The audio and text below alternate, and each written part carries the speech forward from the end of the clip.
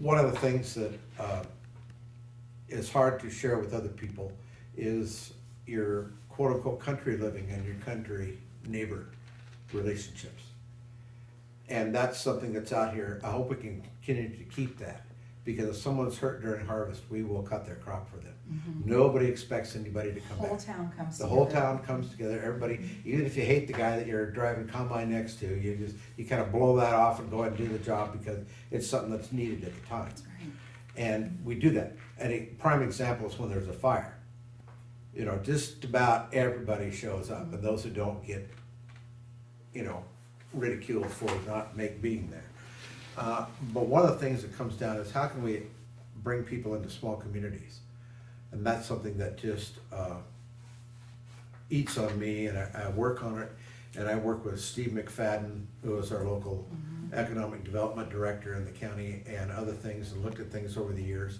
If Mr. Bassett had had his way, we would be fully electrical, and we would be a depot stop on the way to Walla Walla. That was his goal. But it never came to fruition. Different people did different things and happened, and quite frankly, Mr. Bassett had daughters and not sons. And that's why the Bassett family is not here today.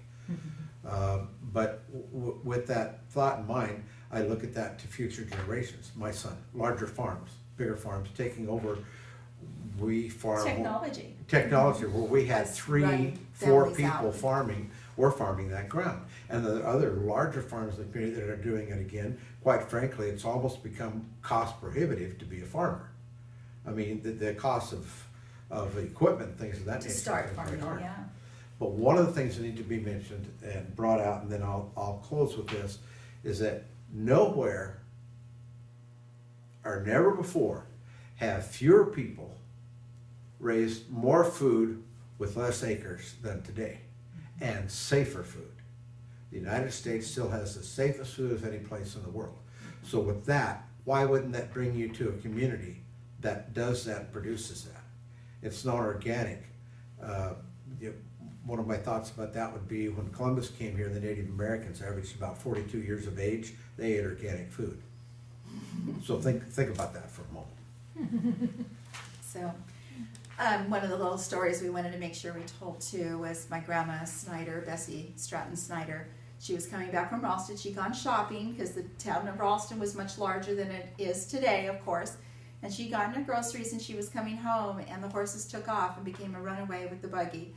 And Pearl, my dad's sister, older sister, was wrapped up in a blanket in the buggy with her, and she, when the horses took off, she wrapped Pearl up really tight, leaned over the side of the buggy, dropped her by the side of the road so that she would be safe and not injured in case something happened to Grandma down the road, because she knew Pearl would be found. And she got the horses under control eventually, turned around, made her way back, got Pearl, and went home. She had 7 children. Dad has 6 older brothers and sisters. Ralph Snyder, Mildred Snyder Welsant, from married in Ritzville. Pearl Snyder Bell, married Chet Bell. Leela married Ray Succo. They ended up in Odessa. Their son Lonnie Succo is a federal 9th District Court federal judge. He interviewed with George Bush at the White House when he got his appointment. Dorothy Snyder Thomas, and did I give her? Oh, Virgil Snyder, married Helen, but they lived 1 mile from us when we were growing up until the girls kind of graduated from high school. They weren't able to finish making it on the farm, okay, so he ended up taking a job in Wenatchee at the aluminum plant there and finished out his tenure there, and then moved on over to Port Townsend next to his daughter. So as far as that family little wrap up, that's our Snyder branch of the Snyders that were here, which is different than the other branch. So out of that, one more thought. At the Clever School, that's fine. At the Clever School, where my dad went to grade school, one of his teachers' names was Stoolfire. And they used to think that was interesting. Well, Dad never told me the story, but somebody got one of those horn toads out of the sand ditch and put it in the center desk drawer of the desk. And we're not sure exactly who did that. But Dad said it was the third day they'd forgotten about it. She opened the desk drawer. The horny toad was staring at her, and Dad said, I didn't know a woman could jump 4 feet straight up, land on the desk in a dress, and go absolutely bonkers. And I said, what happened out of that? I don't remember, but we had to do a lot of things around there that wasn't.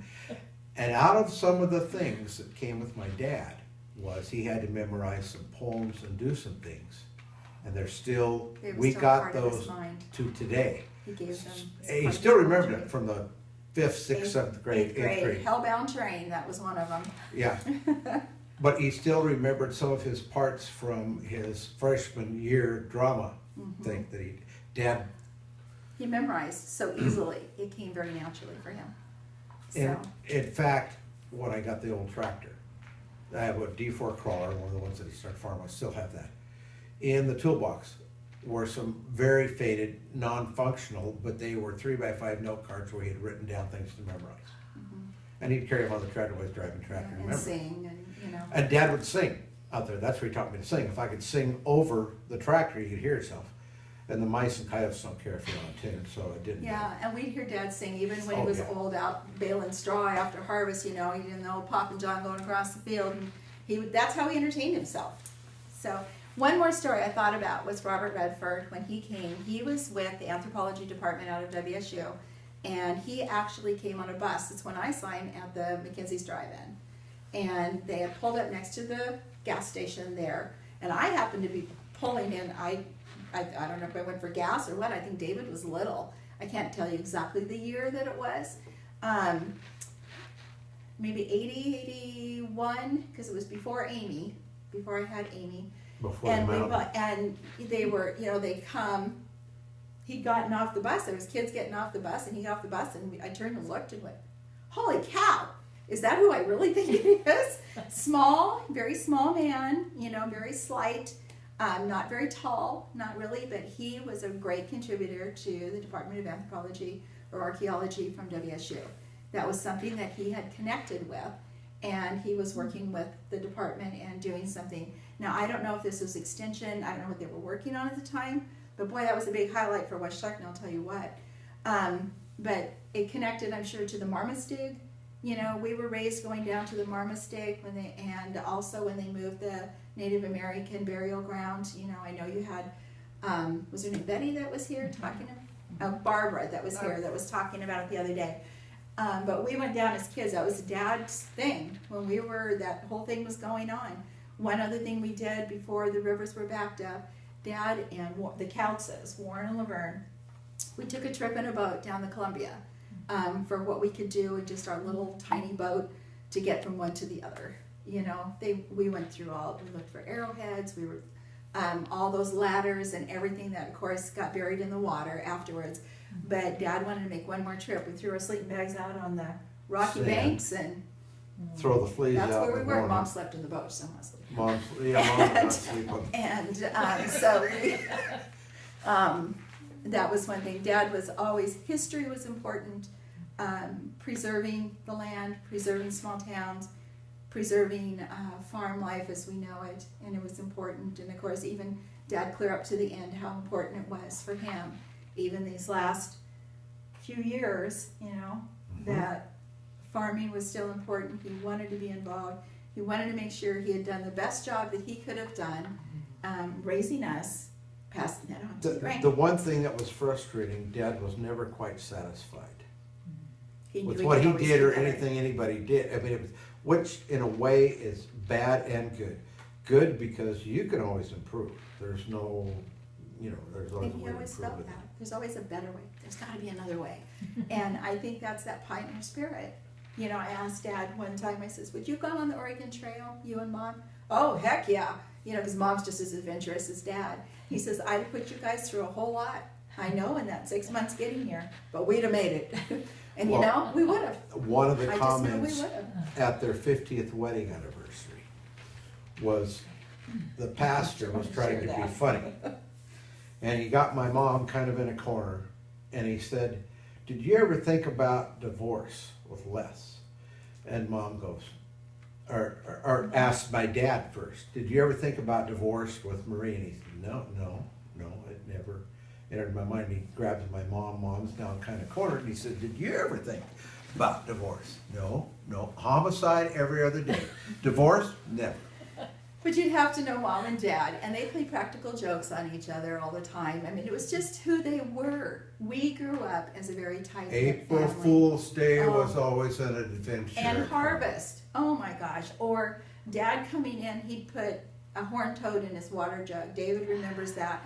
He'd left it upstairs and he'd gone downstairs, and taken a shower and everything. And all of a sudden, David said, you heard Grandma just scream, Wester, you get back up here! Open the water jug and here's this horned toad. But that's the kind of stuff, and they, that they always did. And I think that's probably what kept them married 64 years, and, Because two type A personalities in the same house. That, homicide might have been justifiable. Come to think. When mom was on and doing special things, dad took a second role. And when dad was on doing special things, mom took the second role. But they were partners. You didn't see one or the other doing something that wasn't supported by the other. Always, after it was over with, if you'd have done this, or you should have said that, or you shouldn't have, and that made it better. But that was a review. Mm-hmm. It wasn't mean. It was it was always that criticism they gave each other, and it's okay, next time we need to remember to do this. And today at times, I would think some of that's in my daughter, Sarah, some of that's with Janet. If you think we're arguing, we're not one bit arguing. We're just trying to get to this point, what we're doing. But we probably both should have been lawyers if you. Oh, thank you.